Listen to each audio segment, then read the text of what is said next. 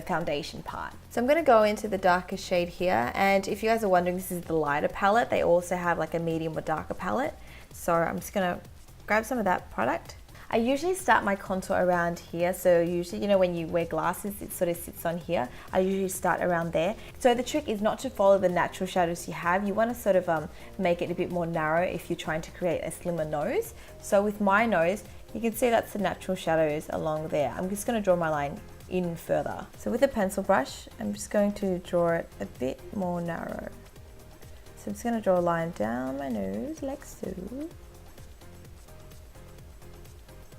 And I'm going to stop at about there. If you have a shorter nose, feel free to draw it all the way down because it'll make your nose look longer. But for my nose, I want to lift the tip up and create a pointier tip. So I'm going to stop there.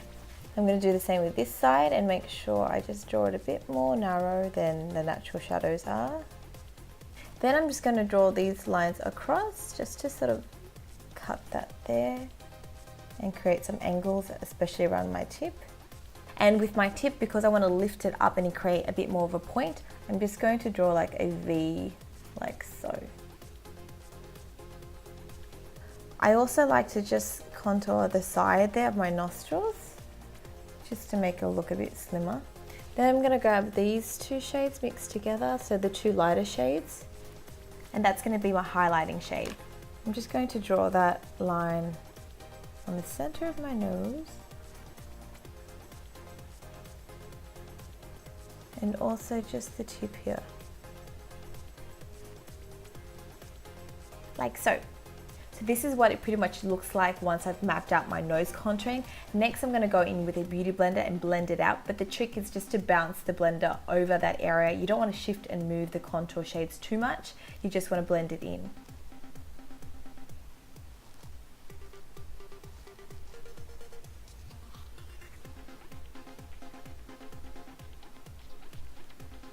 So once I've blended it out, it looks like this. And now to further define it and set it with powder, I'm going to go in with my Makeup Geek powder. This is the contour shade Bad Habit. And I'm going to use my Ray Morris Deluxe Oval Shadow Brush.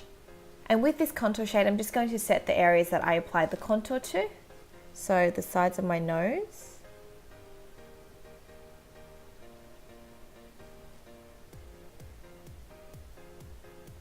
Make sure you really blend those edges out, so we don't want to see any harsh lines.